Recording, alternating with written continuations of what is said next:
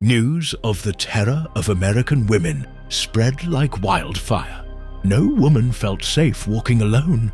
Mothers kept their children close. But the killer? He thrived on fear.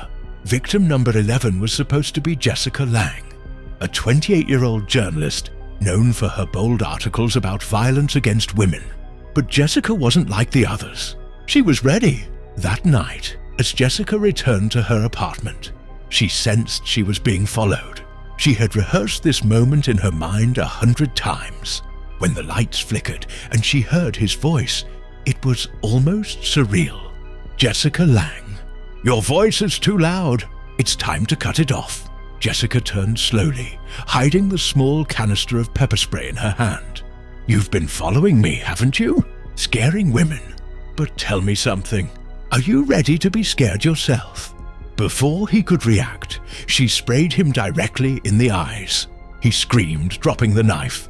Jessica ran into her apartment, locking the door and calling 911. For the first time, the terror of American women failed. The failed attack on Jessica was a turning point. The media called her the woman who fought back. But the killer? He was furious. He couldn't let his legacy end with failure. 1 week later, he chose his final victim, Sarah Green, a 35-year-old single mother living in a quiet suburb. But Sarah wasn't random. She was Jessica Lange's best friend. On the night of the attack, Sarah received a chilling phone call. Sarah, tonight, you will scream for your friend. Sarah tried to stay calm. She had read every article about him. She knew his games. She immediately called Jessica. Jessica, without hesitation, drove to Sarah's house, calling Detective Crawford on the way. When she arrived, she found Sarah in the living room shaking.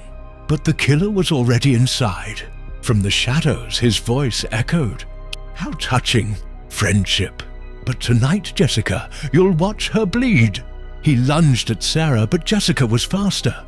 She tackled him, buying enough time for Crawford and his team to burst in. It was over. For the first time, the man behind the terror of American women had a face filled with rage, but also fear. As they dragged him away, Jessica whispered, "You wanted silence, but now the whole world will hear your screams." Epilogue. The trial was broadcast nationwide.